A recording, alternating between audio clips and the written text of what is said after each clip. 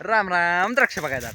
आपल्या बागाची खरड छाटणी झालेली आहे. आता इथं बघू शकता खरड छाटणी झालेली आहे. पण यावर्षी असा ट्रेंड निघाला आहे की पिस्ट फवारणी, पिस्ट जे आहेत ना त्याचा वापर यावर्षी जास्त वापरला आहे. याचं कारण काय असेल तर सगळ्यात महत्त्वाची कारणं यावर्षी आहेत की यावर्षी टेम्परेचर हे हाय लेवलला गेल्यामुळं आपल्याला द्राक्ष बागेमध्ये जी फुटण्याची समस्या आहे ती यावर्षी प्रदीर्घाने जाणवण्याची शक्यता आहे. यासाठी सर्व द्राक्ष बागायतदारांचा असा विषय चालला आहे की आपण द्राक्ष बागेमध्ये पिस्ट फवारणी करून घ्यावी.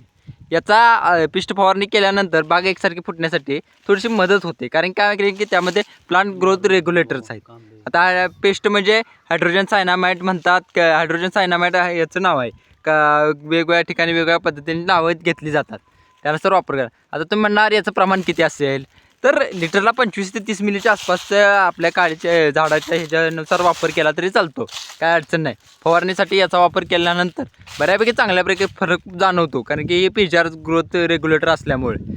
तर तुमच्याकडे काय विषय चालू आहे आणि त्यामध्ये तुमच्याकडे वापरायचं चालू आहे का नाही ते नक्की सांगा. आणि त्याचबरोबर यामध्ये आपण जर गरज असेल म्हणजे चांगल्या प्रकारे फूट घ्यायची असेल तर 13-45चा वापर देखील केला जात आहे. तर 13-45 देखील आपण यामध्ये वापरू शकतो. त्यामुळे चांगल्या प्रकारे फरक जाणवण्यास मदत होऊ शकते.